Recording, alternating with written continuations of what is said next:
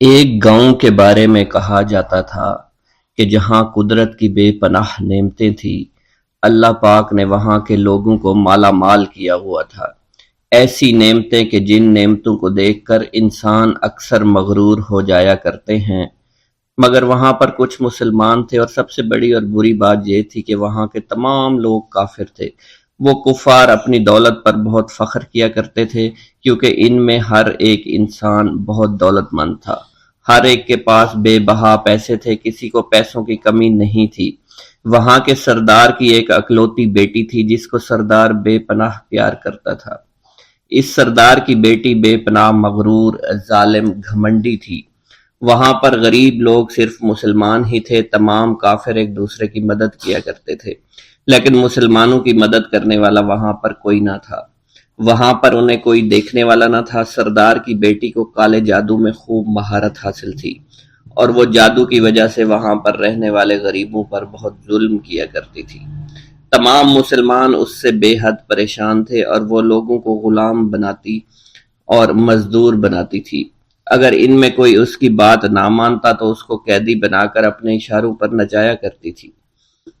اس بستی میں چونکہ اکا دکا مسلمان تھے جن کا کوئی پرسان حال نہیں تھا، کوئی بھی ان کو بچانے والا نہیں تھا۔ جب وہ سردار کی بیٹی کے ظلم حد سے بڑھ گئے تو مسلمانوں میں سے ایک بوڑھے شخص نے اللہ کے حضور گڑ گڑا کر دعائیں کی، اے اللہ، ہمارے چند نسلیں جو یہاں پر بچی ہوئی ہیں، ان نسلوں کو تو بچا لے۔ یہ سردار کی بیٹی جس نے ہمارا جینا دشوار کر رکھا ہے، یہاں کوئی بھی انسان ہمارا حال نہیں پوچھتا، اور نہ ہی ہمارے پاس مال و دولت ہے، اور نہ ہی ہمارے پاس جسمانی طاقت بچی ہے۔ یا اللہ، ہمارے لیے کوئی ایسا بندہ بھیج جو نہ صرف طاقتور ہو بلکہ اس جادوگرنی یعنی سردار کی بیٹی کو بھی ہرا سکے۔ اللہ رب العزت نے اس بوڑھے کی دعا کو قبول فرمایا، اور یوں اس جگہ پر ایک اللہ والے کو بھیج دیا۔ اور وہ اللہ والے ایسے ہی بستی میں داخل نہیں ہوئے، بلکہ ایک دن کچھ عجیب واقعہ ہوا۔ ان کافروں کا سردار جنگل میں سیر سپاٹے کرتے ہوئے نکلا تھا۔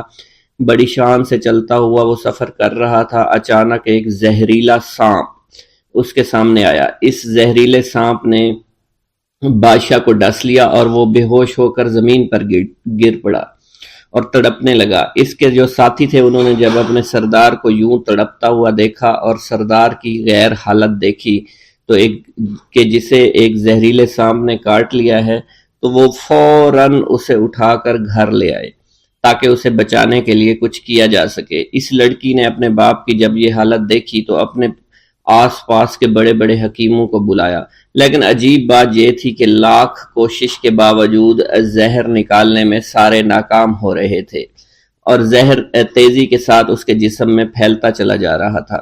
لیکن اسی وقت وہاں ایک درویش کی آمد ہوئی، ایک اللہ والے آئے، ان اللہ پاک نے اس مقصد کے تحت وہاں بھیجا تھا۔ اس اللہ کے ولی نے سردار کے گھر پر پہنچ کر دروازے کو کھٹکھٹایا۔ نوکروں نے پوچھا کون ہو، کس سے ملنا ہے؟ اس نے کہا میں نے سنا ہے کہ یہاں کے سردار کو سانپ نے ڈس لیا ہے۔ نوکر کہنے لگے کہ تمہیں کیسے پتا چلا کہ یہاں کے سردار کو سانپ نے ڈس لیا ہے؟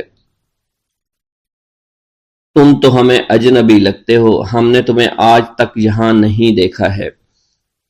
اس نے کہا میں مسافر ہوں، اور مجھے خبر ملی ہے کہ یہاں کے سردار کو ایک زہریلے سانپ نے ڈس لیا ہے، اور کوئی بھی اس کا علاج نہیں کر پا رہا۔ نوکروں نے کہا تم کون ہو؟ اللہ والے نے کہا میں حکیم ہوں، اور میں ان کے علاج کی غرض سے یہاں آیا ہوں۔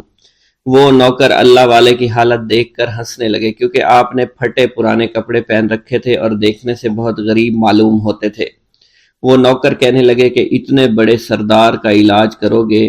ارے یہاں تو اس کے پاس بڑے بڑے حکیم بلائے گئے ہیں، ہمارے سردار کے پاس پیسوں کی کوئی کمی نہیں ہے، اور وہ تم جیسے غریب سے بھلا کیوں علاج کروائیں گے؟ درویش نے کہا اگر تم چاہتے ہو تمہارے سردار کی جان بچ جائے پھر مجھے اندر جانے دو۔ غلام کہنے لگا ٹھیک ہے، ہم اندر جا کر اجازت لے کر آتے ہیں۔ نوکر اندر گئے، سردار کی بیٹی سے کہا ایک غریب آیا ہے، کپڑوں سے فقیر معلوم ہوتا ہے، لیکن کہتا ہے میں سردار کا علاج کر سکتا ہوں، اور میں سردار کا علاج کروں گا۔ جو زہر تیزی کے ساتھ جسم میں پھیل رہا ہے میں اس کو باہر نکال پھینک کروں گا۔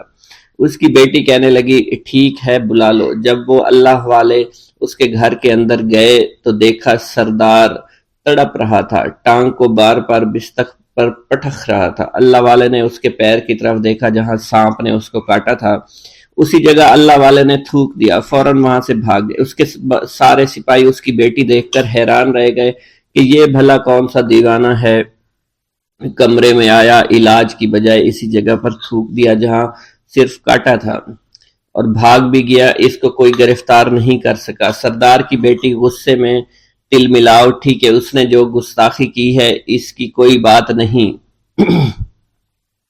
تھوک کو میں صاف کروا دوں گی، مگر اس کو تو میں ابھی گرفتار کرواتی ہوں۔ اور اس نے اپنے سردار کے ایک نوکر سے کہا کہ اس تھوک کو صاف کرو۔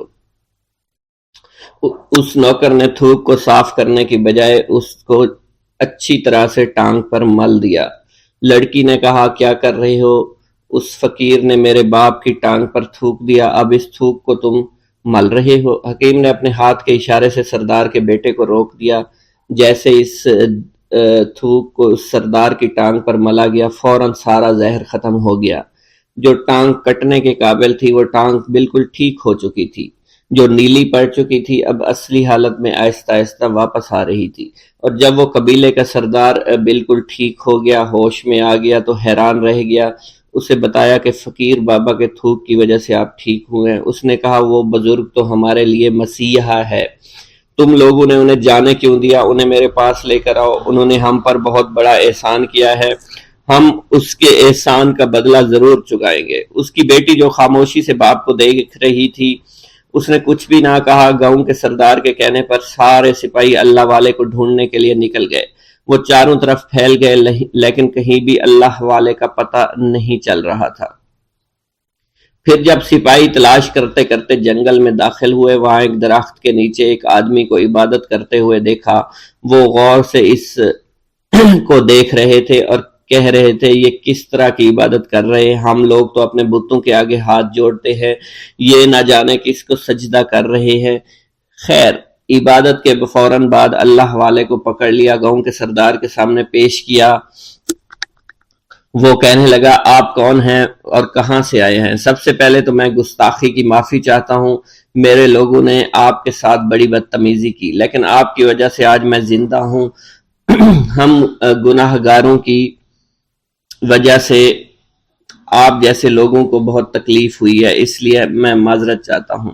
آپ سے درخواست کرتا ہوں کہ آپ میری طرف سے یہ قیمتی لباس یعنی کپڑے اور عربی گھوڑا قبول کیجئے۔ اللہ والوں نے اس کی طرف مسکرا کر دیکھا اور کہا یہ گھوڑا، یہ لباس بہت قیمتی ہے، مگر یہ لباس پہن کر اس گھوڑے کے لیے گھاس کاٹوں گا تو کیا اچھا لگوں گا؟ سردار نے کہا فکر نہ کریں، گھوڑے کے ساتھ ساتھ ہم آپ کو نوکر بھی دیں گے۔ اللہ والے نے کہا کہ اتنی مال و دولت اور نوکروں کے ساتھ میں اکیلا رہوں گا؟ گاؤں کا سردار بولا حضور آپ کی یہ بات سن کر میں سوچ میں گم ہو گیا ہوں، لیکن یہ میری بیٹی آپ کے سامنے حاضر ہے۔ بیٹی حیرت سے اپنے باپ کو دیکھ رہی تھی کہ میرا باپ اب کیا کہنے والا ہے۔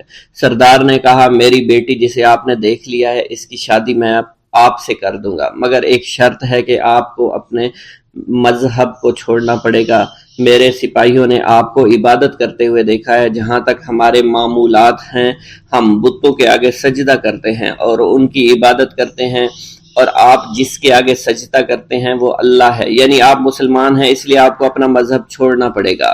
کیا آپ ایسا کر سکتے ہیں؟ اللہ والے نے کہا کہ مجھے ایک بات بتائیے، آپ سب کچھ دیکھ رہے ہیں، آپ نے مجھے یہ بھی دعا دی کہ میری اولادیں ہوں اور آپ کی نسل آپ کی بیٹی سے چلے گی۔ مجھے ایک بات بتائیں، اگر ان بچوں میں سے کسی بچے کو خدا نہ خواستہ کچھ ہو گیا تو کس کو رونا پڑے گا؟ سردار نے جواب دیا اگر خدا نہ خواستہ کچھ ایسا ہوا تو رونا مجھ کو ہی پڑے گا۔ اللہ والا نے مسکرا کر کہا اگر یہ سارا مال لے کر مجھے رونا ہی پڑا تو آپ اپنا گھوڑا، اپنی دولت، اپنی بیٹی، ہر چیز اپنے پاس رکھ لو۔ میں خوش ہوں، میں مسلمان ہوں، میں ٹھیک ہوں۔ اگر یہ تمام چیزیں لے کر مجھے اپنا محلہ چھوڑنا پڑے تو میں اپنی جان دے کر بھی اپنے مذہب کو نہیں چھوڑوں گا۔ جس طرح آپ نے مجھے نوازا ہے، میں اسی رب کے دین کو چھوڑ کر چلا جاؤں گا۔ صرف چند پیسوں کی خاطر میں ہر دن پیسہ پیسہ نہیں کر سکتا، اور اپنی درویشی میں بہت خوش ہوں۔ اللہ نے مجھے جس مقصد کے لیے بھیجا تھا وہ میرا مقصد پورا ہو جائے گا۔ گاؤں کے سردار نے پوچھا، یہ کہہ کر وہ اللہ والے جانے لگے تو سردار نے درویش کو رک جانے کا کہا اور کہنے لگے، میں نے مال دے کر تمہیں آزمایا اور تمہیں پرکھا، لیکن تم اپنے مذہب کو چھوڑنے پر راضی نہیں ہو۔ اگر تم یہی سب کرنے آئے تھے تو تمہیں اس بات کا ڈر نہیں؟ کیا تم نہیں جانتے ہم کتنے طاقتور ہیں، اور میری بیٹی اپنے عمل میں اتنی ماہر ہے کہ تمہیں یہاں کھڑے کھڑے ابھی جنگلی جانور بنا سکتی ہے۔ اللہ والے نے کہا کہ اس نے جنگلی جانور کمزور لوگوں کو بنایا ہوگا، یہ مجھے جانور بنا کر تو دکھائے۔ اس سے پہلے کہ گاؤں کا سردار اپنی بیٹی سے کچھ کہتا کہ اس پر وار کرو، اللہ والے نے جادوگرنی پر ایسی پھونک ماری کہ وہ اسی وقت ایک بہت بڑی چھپکلی بن گئی۔ وہ کچھ بھی نہیں کر پا رہی تھی، وہ چھپکلی اتنی بڑی تھی کہ وہاں پر جتنے بھی انسان کھڑے تھے ان سب میں سب سے زیادہ اونچا اس کا قد تھا۔ وہ چھپکلی اللہ والے کے پاس آئی، اپنا زہر اس پر اگلنا چاہتی تھی کہ اسی وقت اس نے اس کے منہ پر تھوک دیا۔ تھوکنے کی دیر تھی، وہ چھپکلی جلنے لگی اور جس سے گرمی کی وجہ سے اس کا چہرہ پگھل رہا تھا، اس کا چہرہ جل کر کالا ہو چکا تھا۔ وہ مرنے والی تھی کہ سردار دوڑتا ہوا قدموں میں آ کر گر پڑا اور معافی مانگنے لگا اور کہنے لگا، حضور اس گستاخی کے لیے میں معذرت خواہ ہوں، آپ مجھے معاف کر دو، میں نے سچ میں آپ کو بہت کمزور سمجھا تھا، آپ کو آپ کا مذہب سے ہٹانا چاہا تھا۔ اگر میری بیٹی ٹھیک ہو جائے تو میں سچ کہتا ہوں یہاں پر جتنے لوگ ہیں ہم پوری کی پوری بستی مسلمان ہو جائیں گے۔ اللہ والے نے کہا کہ ہم تمہیں اپنے دین میں شامل کرنے کے لیے یہ سب نہیں کر رہے، بلکہ تم لوگ مسلمان بھائیوں پر جو ظلم کرتے ہو وہ ظلم کو ختم کرنے کے لیے ہم یہاں آئے ہیں۔ ہمارے دین میں جبر اور ظلم نہیں۔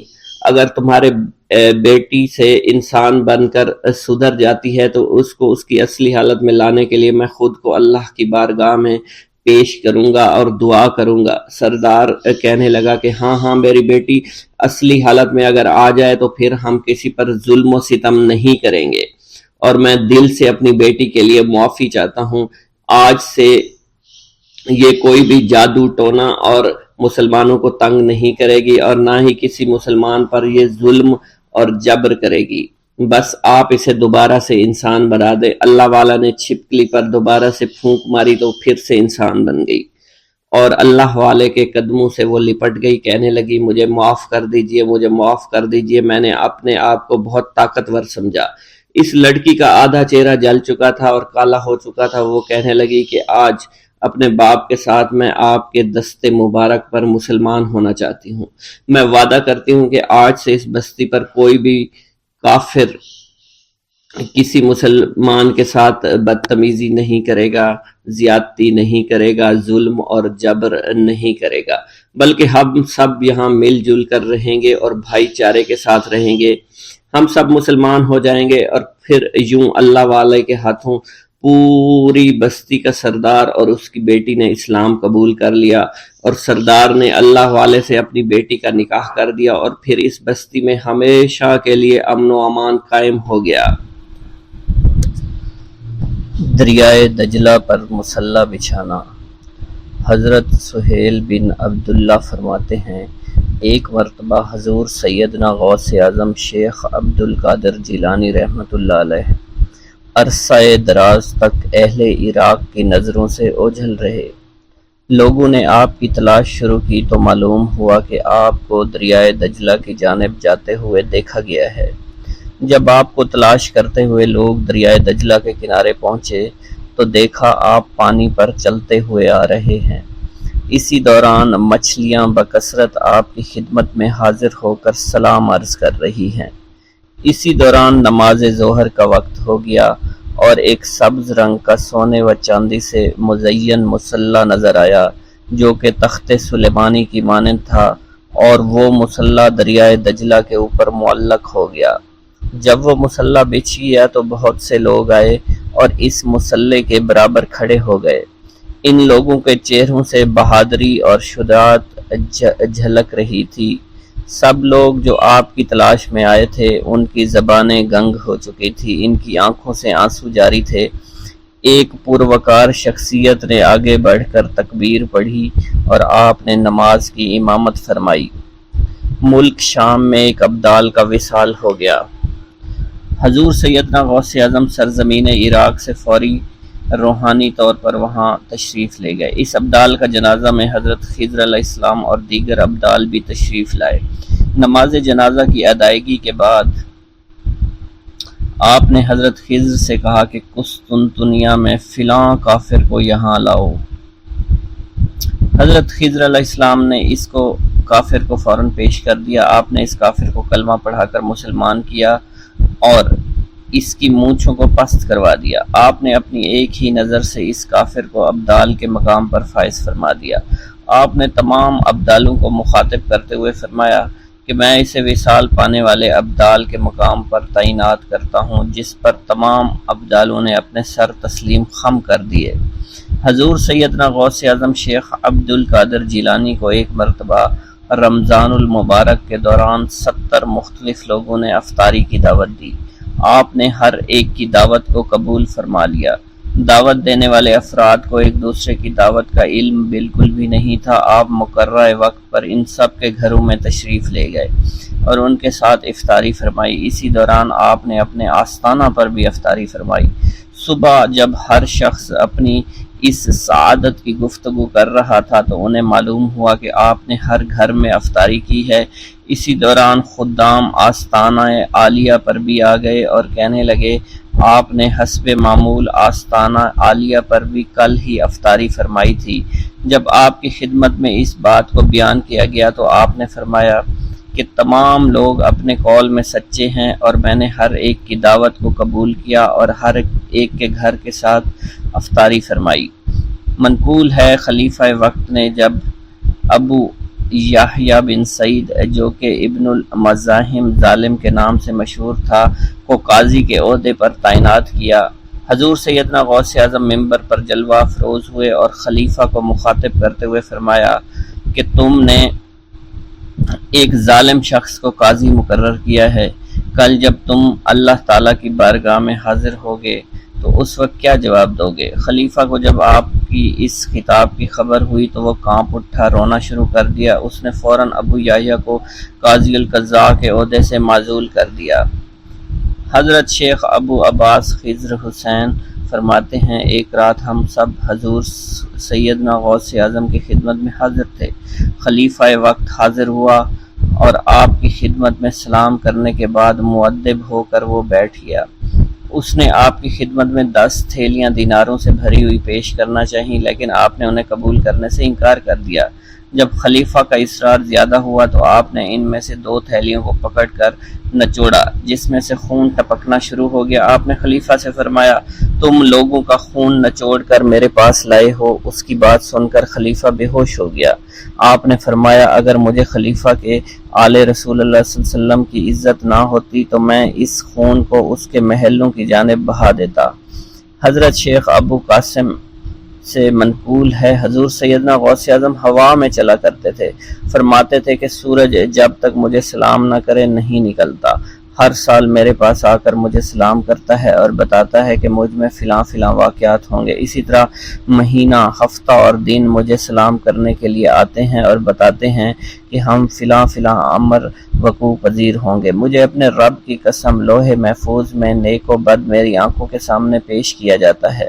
میں مشاہدہ خداوندی اور علم خداوندی کے سمندروں میں غوطہ زن رہتا ہوں۔ میں تم سب پر حجت اللہ ہوں۔ میں روح زمین پر رسول اللہ صلی اللہ علیہ وسلم کا نائب اور وارث ہوں۔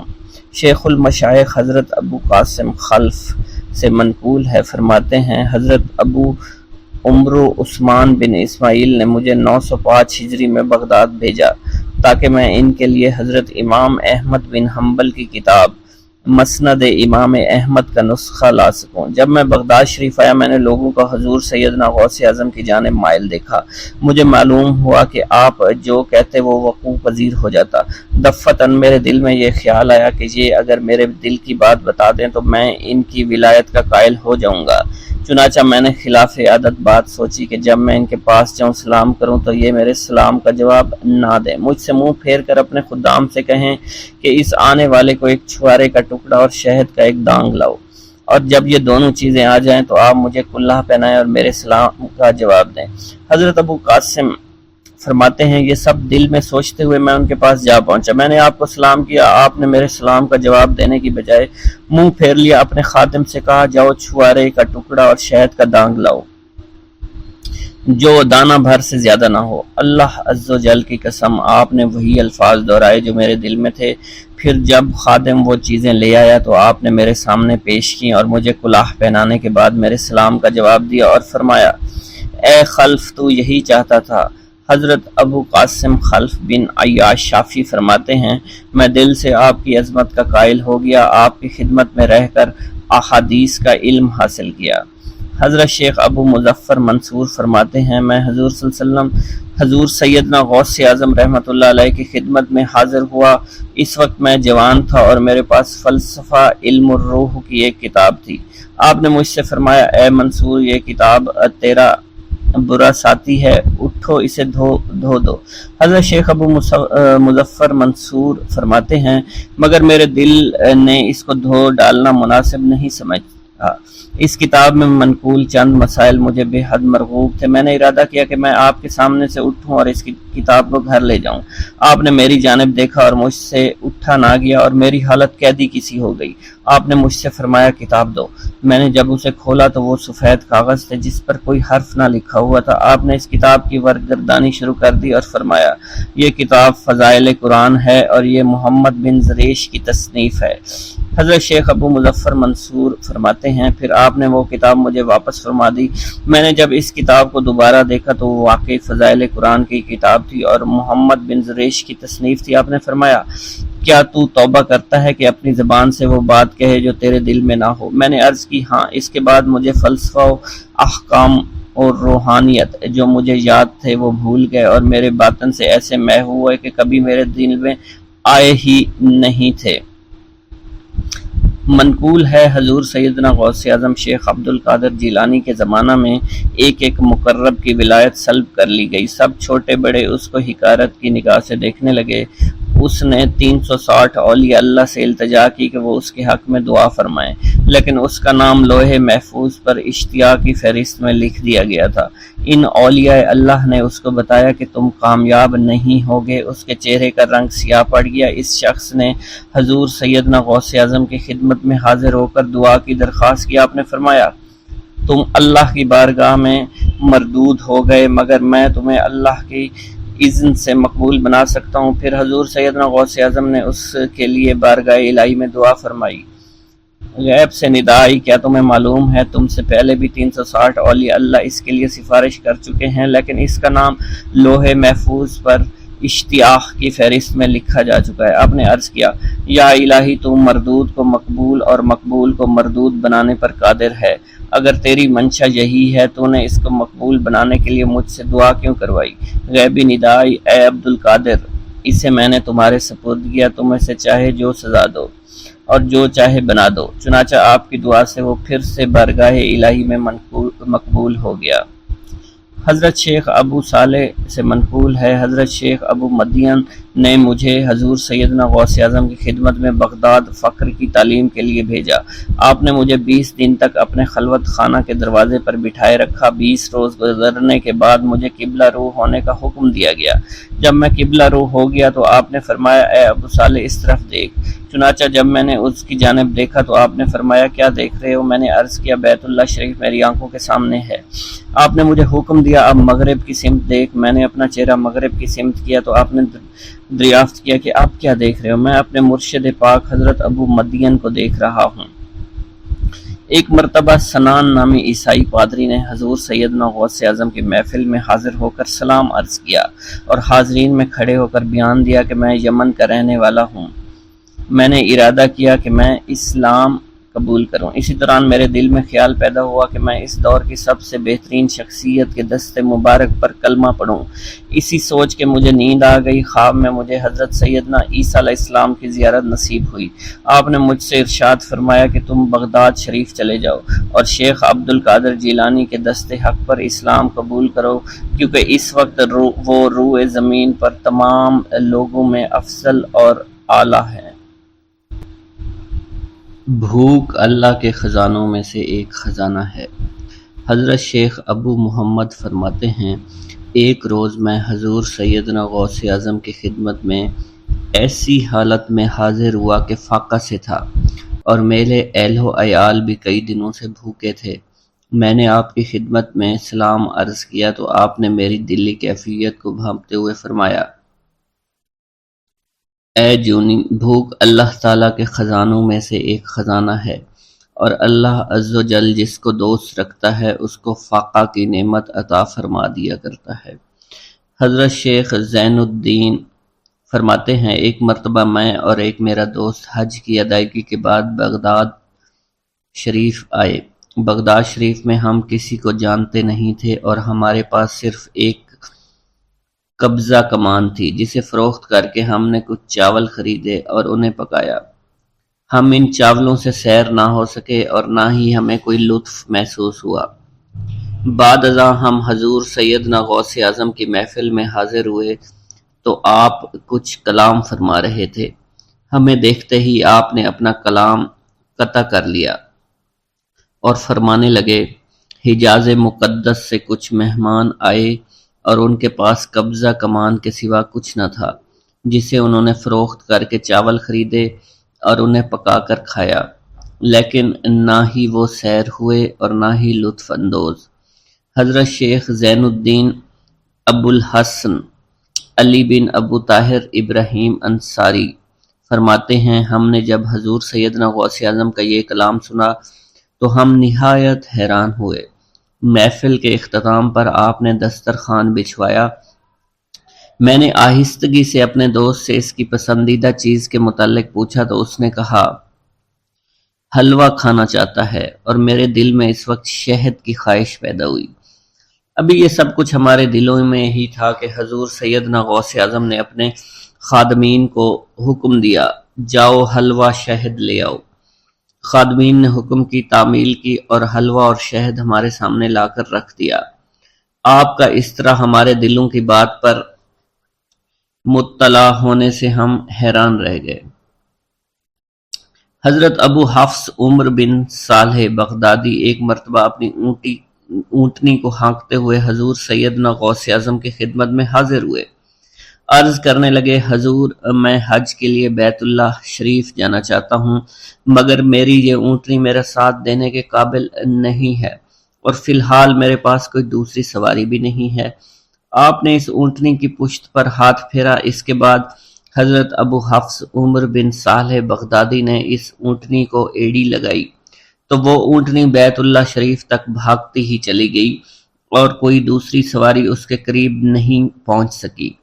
حضرت ابو حامد فرماتے ہیں میں ایک مرتبہ بغداد شریف میں حضور سیدنا غوث اعظم کی خدمت میں حاضر ہوا اور اپنا مصلی آپ کے نزدیک بچھا کر بیٹھ گیا۔ آپ نے مجھ سے فرمایا، اے حامد، تم عنقریب بادشاہوں کے دسترخوان پر بیٹھو گے۔ چنانچہ جب میں حران واپس پہنچا تو سلطان نور الدین زنگی نے مجھے اپنے پاس رہنے پر مجبور کر دیا اور مجھے اپنا مصاحب خاص مقرر کر دیا اور ناظم اوقاف مقرر فرمایا۔ حضرت شیخ ابو المظفر اسماعیل سے منقول ہے کہ ایک مرتبہ حضرت شیخ الہیتی بیمار ہو گئے۔ حضور سیدنا غوث اعظم ان کی عیادت کے لیے تشریف لائے۔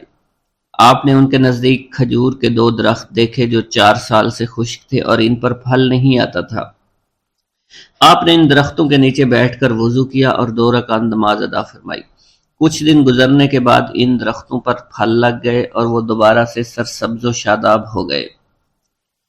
جھولی کو میری بھر دو ورنہ کہے گی دنیا، ایسے سخی کا منگتا پھرتا ہے مارا مارا۔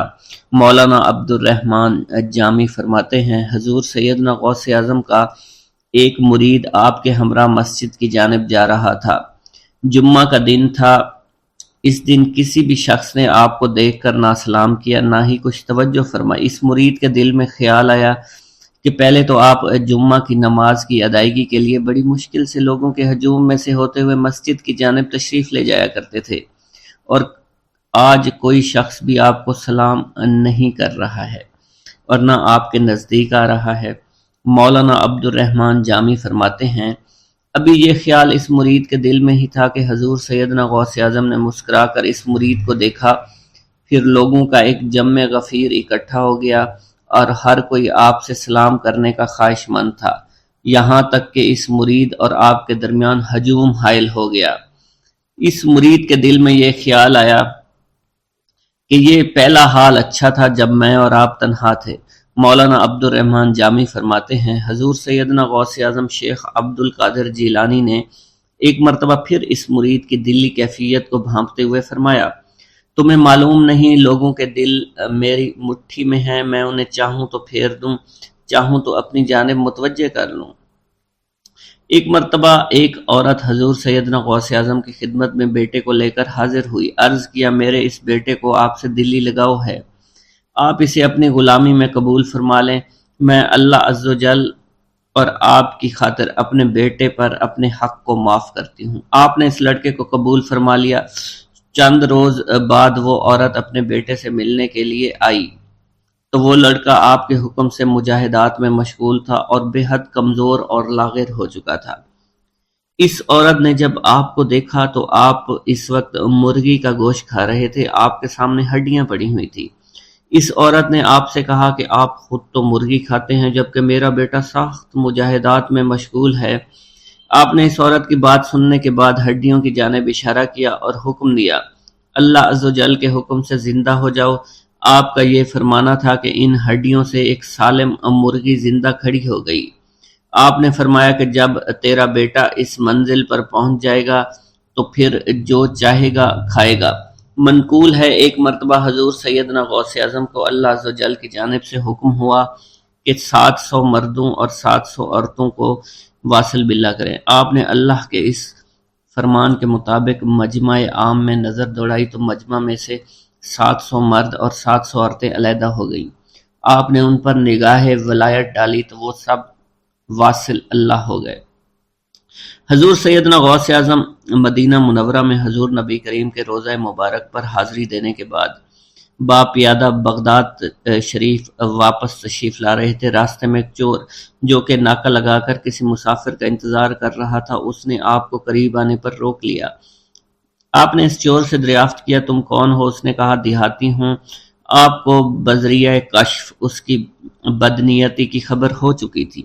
اسی دوران اس چور کے دل میں خیال پیدا ہوا کہ یہ غوث اعظم ہوں گے۔ آپ نے اس کے دل کی بات کو بھانپتے ہوئے فرمایا کہ میں عبد القادر ہوں۔ چور نے جب آپ کی بات سنی فوراً قدموں میں گر پڑا اور معافی کا خواستگار ہوا۔ آپ کو اس کی حالت پر ترس آ گیا۔ آپ نے اللہ عز و جل کے حضور اس کے لیے دعا فرمائی تو ندائے غیبی سنائی دی، اے غوث اس چور کو سیدھے راستہ دکھاتے ہوئے قطب بنا دو۔ آپ نے اس چور کی جانب نگاہ دوڑائی تو آپ کے فیض روحانی سے قطب کے درجے پر وہ فائز ہو گیا۔ حضرت شیخ ابو عباس خضر بن عبداللہ بن یحییٰ حسینی فرماتے ہیں، ایک مرتبہ میں نے خلیفہ ابو المظفر یوسف عباسی کو حضور سیدنا غوث اعظم شیخ عبد القادر جیلانی کی خدمت میں موجود پایا۔ اس نے آپ سے کسی کرامت کو دیکھنے کی درخواست کی اور کہا کہ اس سے میرا دل مطمئن ہو جائے گا۔ حضور سیدنا غوث اعظم حضرت سیدنا شیخ عبد القادر جیلانی نے خلیفہ سے پوچھا کہ تو کیا چاہتا ہے؟ اس نے کہا کہ ایک سیب، اور اس وقت عراق میں سیبوں کا موسم نہ تھا۔ آپ نے اپنے دستے مبارک فضا میں بلند کیا اور دیکھتے ہی دیکھتے آپ کے ہاتھ میں 2 سیب آ گئے۔ آپ نے ایک سیب ابو المظفر کو دیا اور دوسرا خود رکھ لیا۔ ابو المظفر نے جب اپنا سیب چیرا تو اس میں سے کیڑا نکل آیا۔ اس نے جب اپنا سیب چیرا تو یہ اندر سے سفید تھا، اس میں سے کستوری کی خوشبو آ رہی تھی۔ ابو المظفر نے وجہ دریافت کی تو آپ نے فرمایا اس سیب میں سے کیڑا اس وجہ سے نکلا کیونکہ اس سیب کو ظالم کا ہاتھ لگا ہوا تھا۔ حضرت شیخ ابو محمد سے مروی ہے، ایک مرتبہ میں حضور سیدنا غوث اعظم کی خدمت میں بغداد شریف حاضر ہوا۔ کچھ دنوں تک آپ کے ہاں قیام پذیر رہا اور روحانی فیوز و برکات سے مالا مال ہوا۔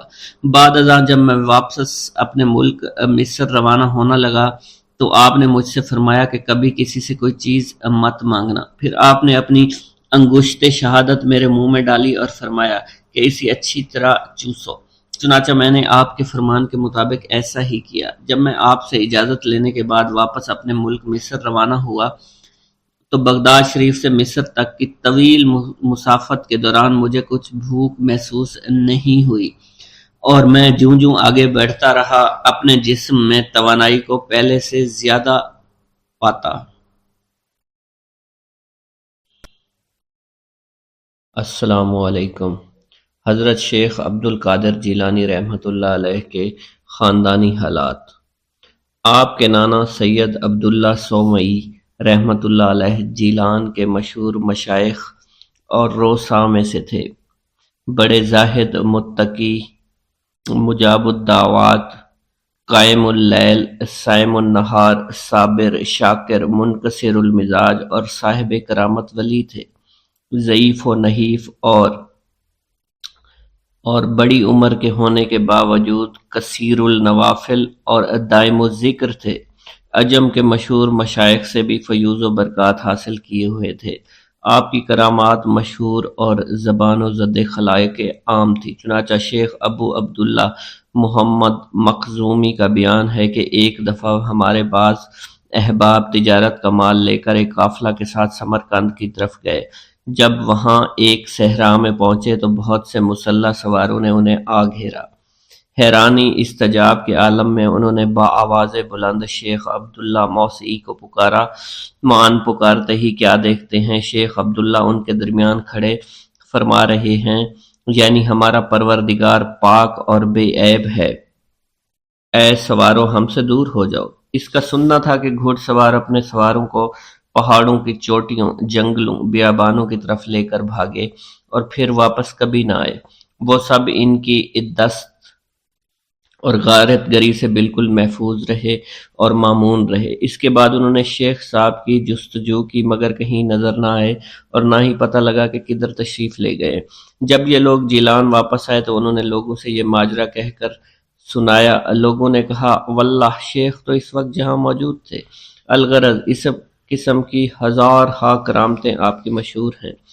آپ کی پھوپھی کا نام سیدہ عائشہ کنیت ام محمد تھی، بڑی پارسا اور نیک بخت اور صالحہ تھی۔ ایک دفعہ جیلان میں بارش نہ ہونے کی وجہ سے سخت قحط سالی واقع ہو گئی۔ لوگوں نے ہر چند دعائیں مانگی، نماز استخسار پڑھی، مگر بارش بالکل بھی نہ ہوئی۔ آخر تنگ آ کر لوگوں نے آپ کی پھوپھی صاحبہ سے دعائے استسقاء کی درخواست کی۔ یہ سن کر آپ صحن میں گئیں اور زمین کو جھاڑو دیا، پھر بارگاہ ایزدی میں یوں عرض کرنے لگی، اے مولا، جھاڑو تو میں نے دے دیا ہے، چھڑکاؤ تو کر دے۔ یہ کہنا ہی تھا کہ آسمان سے موسلا دھار بارش برسنا شروع ہو گئی۔ آنن فانن میں اتنا پانی جمع ہو گیا کہ لوگ سیلاب باراں کو چیرتے بمشکل گھروں پہنچے۔ آپ کی وفات بھی جیلان میں ہوئی۔ آپ کے والد ماجد، مشہور ہے کہ حضرت شیخ عبد القادر جیلانی رحمۃ اللہ علیہ کے والد ماجد سید ابو صالح کو جنگ سے بہت انس تھا، اسی وجہ سے آپ کا لقب جنگی دوست ہو گیا۔ جنگی دوست فارسی لفظ ہے، اس کے معنی جنگ سے محبت یا انس رکھنے والا ہے۔ آپ نے زمانہ کے بلند مرتبہ، متقی، پرہیزگار اور موضوع حقیقت سے واقف کار لوگوں میں سے تھے۔ کہتے ہیں کہ ریاضات و مجاہدات کے دوران میں ایک دفعہ آپ کو تیسرا فاقہ تھا۔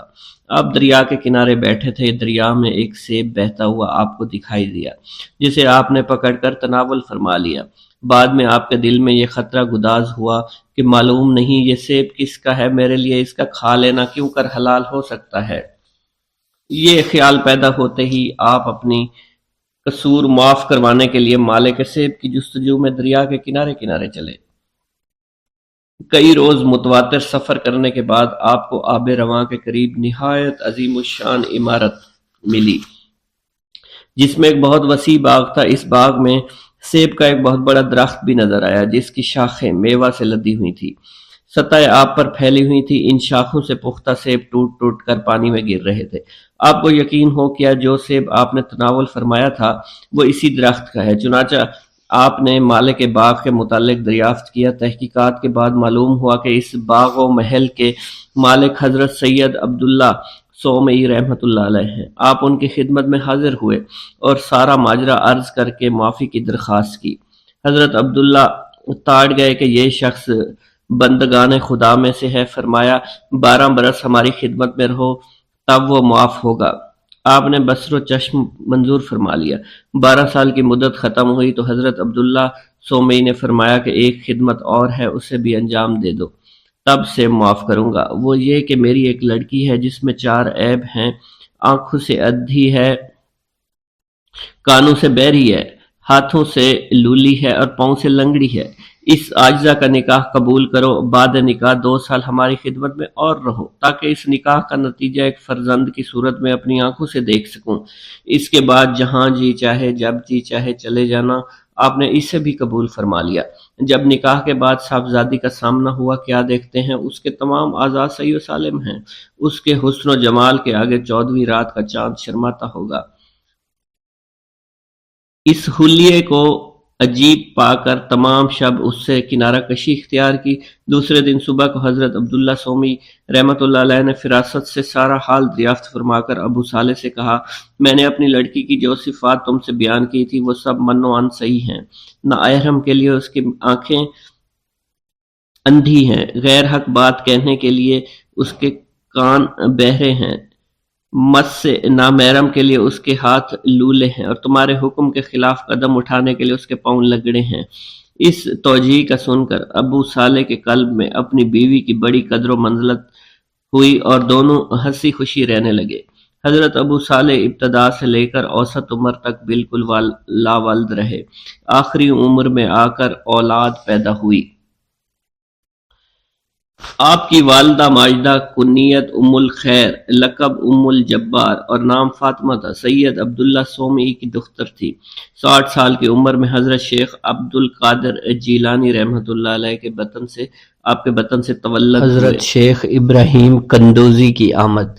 ایک دن حضرت خواجہ معین الدین چشتی حسب معمول درختوں کو پانی دے رہے تھے۔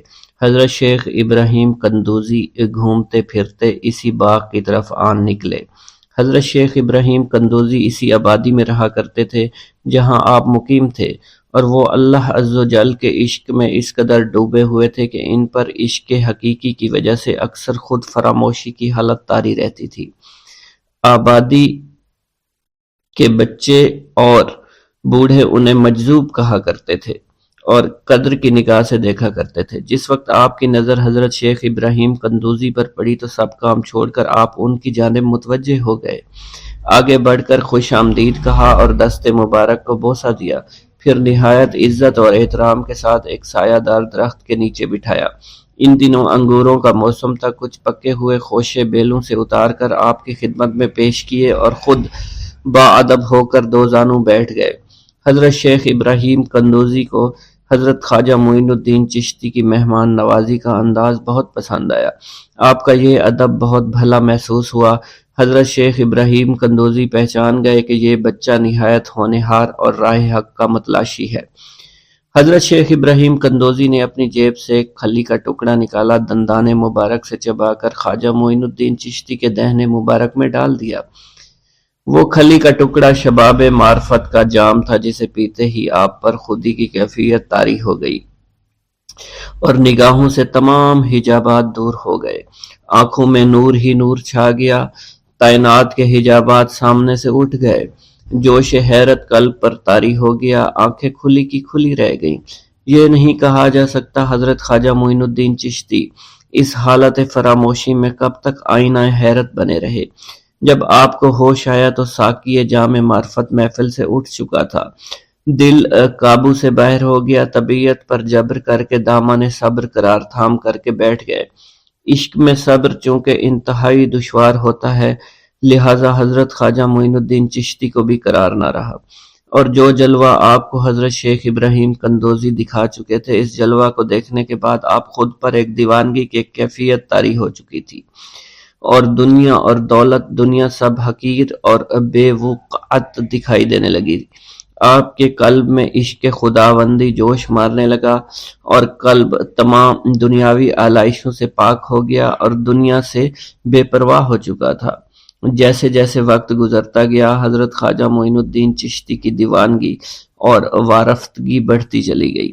آپ نے حضرت شیخ ابراہیم قندوزی کے ہاتھوں جام معرفت پینے کے تیسرے دن ہی اپنی تمام املاک فروخت کر کے اس رقم کو راہ خدا میں خرچ کر دیا اور خود معمولی ساز راہ لیا اور اپنے وطن اور اپنے عزیز و اقارب اور رفقا کی محبت کو خیر باد کہہ کر چل دیے۔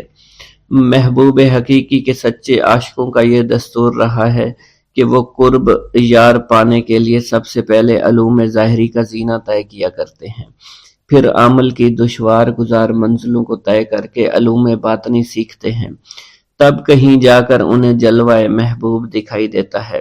خواجہ معین الدین چشتی نے بھی اپنے مطلوب تک رسائی کے لیے یہی راستہ اختیار کیا۔ اس زمانہ میں ترکستان کی سرحد پر واقع سمرقند اور بخارا کے عظیم الشان دارالعلوم عالمگیر شہرت رکھتے تھے۔ مشرق و مغرب کے ہزاروں طلبہ ہر سال علم کی دولت سے مالا مال ہونے کے لیے ان دارالعلوم کا رخ کیا کرتے تھے۔ حضرت خواجہ معین الدین چشتی نے تحصیل علوم و فنون کے لیے سمرقند بخارا کا انتخاب کیا۔ بخارا پہنچ کر آپ علم حاصل کرنے میں مشغول ہو چکے تھے۔ اگرچہ حضرت خواجہ معین الدین چشتی کی صغیر سنی کی تعلیم کے متعلق کسی سوانح نگار نے قلم کو جنبش نہیں دی کہ والدین نے آپ کو گھر میں ابتدائی تعلیم دی تھی، مگر سادات خراسان کے مقتدر خاندانوں سے تعلق اور عارف و کامل صاحب فضل و کمال باپ کی گود میں پرورش پانے والے حضرت خواجہ معین الدین چشتی بھلا کیوں کر ان پڑھ رہ سکتے تھے۔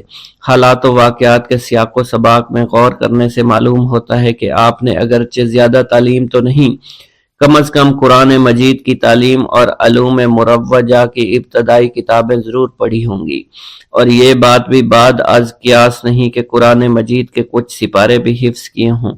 بہرحال بخارا پہنچنے سے پہلے آپ نوشت خواندند سے واقف ضرور تھے۔ حضرت خواجہ معین الدین چشتی بخارا کے تمام علماء فضلاء کے حلقہ درس میں شریک ہوئے۔ تذکروں اور سوانح عمری کے مطالعہ سے یہ پتہ نہیں چلتا ہے کہ آپ نے کن کن اساتذہ کے سامنے زانوئے تلمند طے کیا، مگر آپ کے اساتذہ میں حضرت مولانا حسام الدین بخاری خصوصیت کے ساتھ قابل ذکر ہیں، جنہوں نے آپ کو دستار فضیلت عطا فرمائی۔ حضرت مولانا حسام الدین بخاری کی درسگاہ سے آپ نے علوم ظاہری کی تکمیل فرمائی۔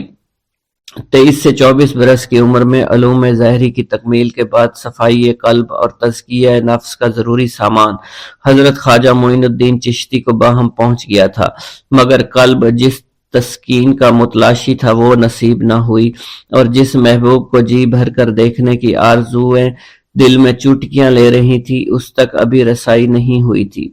عشق اور مشک چھپائے نہیں چھپتا، عشق کی آگ حضرت خواجہ معین الدین چشتی کے تن اور من کو جلا رہی تھی۔ تعلیم کی ہوا نے اس آگ کے شعلوں کو اور بھی تیز کر دیا، محبت کا ذوق بڑھ رہا تھا، عشق کے جذبات بھڑک رہے تھے۔ بالآخر جب بے قراری جنون کی حد کو پہنچی، آپ جانب عراق روانہ ہوئے۔ قصبہ سبحان پہنچ کر حضرت شیخ نجم الدین کبرا سے ملاقات ہوئی اور 15 دن آپ نے حضرت شیخ نجم الدین کبرا کے ہاں قیام فرمایا۔ سبحان سے روانہ ہو کر سنجان سے روانہ ہو کر حضرت خواجہ معین الدین چشتی بغداد شریف روانہ ہو گئے۔ ان دنوں حضور سیدنا غوث اعظم قصبہ جبل میں تشریف فرما تھے۔ یہ قصبہ کوہ جودی کے دامن میں آباد تھا، جہاں طوفان نوح کے وقت حضرت نوح کی کشتی آ کر رکی تھی۔ آپ حضور سیدنا غوث اعظم کی صحبت اور زیارت سے مشرف ہوئے۔ اس وقت آپ کی ابتدائی حالت تھی۔ حضور سیدنا غوث اعظم نے آپ کے حق میں دعائے خیر فرمائی۔ اس وقت آپ کی ابتدائی حالت تھی۔ حضور سیدنا غوث اعظم نے آپ کے حق میں دعا فرمائی۔ انہوں نے بشارت دی کہ آپ مقتدائے روزگار ہوں گے۔ خلق اللہ آپ سے فیض یاب ہو گئی۔ آپ نے حضور سیدنا غوث اعظم کے پاس کچھ عرصہ قیام کیا اور واپس تشریف لے گئے۔ ایک مرید عورت کا واقعہ منقول ہے، حضور سیدنا غوث اعظم کی ایک عورت مرید تھی جس پر ایک فاسق بدبخت عاشق ہو گیا۔ ایک دن وہ عورت رفع حاجت کے لیے نزدیکی پہاڑیوں کی ایک غار میں گئی تو اس فاسق بدبخت کو اس کی خبر ہو گئی۔ اس بدبخت نے اس غار میں جا کر اس عورت کو پکڑ لیا اور اس کی عزت لوٹنے کی کوشش کرنے لگا۔ اس عورت نے بآواز بلند آپ کو مدد کے لیے پکارا۔ آپ اس وقت اپنے مدرسہ میں وضو فرما رہے تھے۔ آپ نے اپنی کھڑاؤں کو اس غار کی سمت میں پھینکا۔ وہ کھڑائیں اس فاسق کے سر پر لگنا شروع ہو گئیں، جس سے وہ بدبخت ہلاک ہو گیا۔ وہ عورت آپ کے کھڑائیں لے کر آپ کی خدمت میں حاضر ہوئی اور حاضرین محفل کے سامنے سارا ماجرا بیان کر دیا۔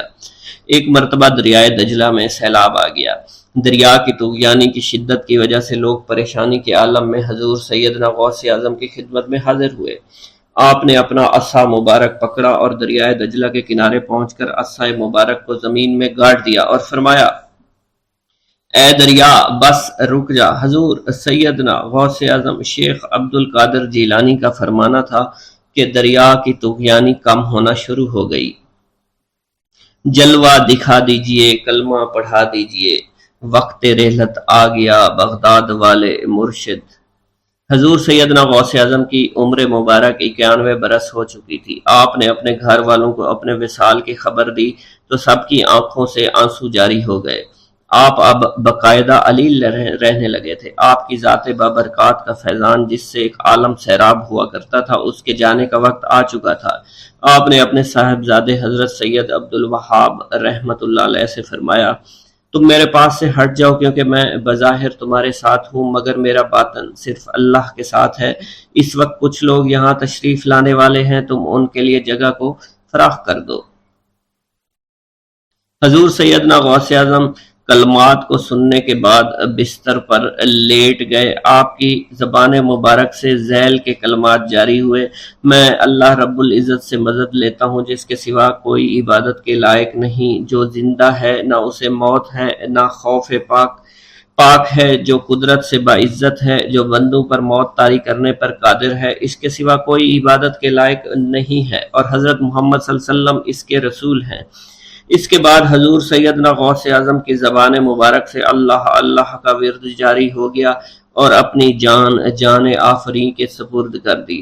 حضور سیدنا غوث اعظم کے صاحبزادے حضرت سید عبد الرزاق سید موسیٰ فرماتے ہیں کہ آپ بار بار ہاتھ مبارک کو بلند فرماتے اور زبان مبارک سے فرماتے، توبہ کرو اور صف میں شامل ہو جاؤ۔ پھر آپ کے پاس حق آیا اور موت کے آثار ہونا شروع ہو چکے تھے، اور یہ الفاظ جاری تھے، میں مدد چاہتا ہوں کلمہ کی، اللہ کی جو پاک و برتر ہے اور ایسا زندہ ہے جسے موت کا خوف نہیں، وہ اپنی قدرت کے ساتھ غالب ہے اور بندوں کو موت کے ساتھ مجبور کیا۔ پھر آپ نے اللہ عز و جل کی وحدانیت اور حضور نبی کریم صلی اللہ علیہ وسلم کی رسالت کی گواہی دی اور اللہ اللہ کا ورد بلند کر دیا، یہاں تک کہ آپ کی روح قفس اسری سے پرواز کر گئی۔ اِنَّ لِلَّهِ وَإِنَّا إِلَيْهِ راجعون۔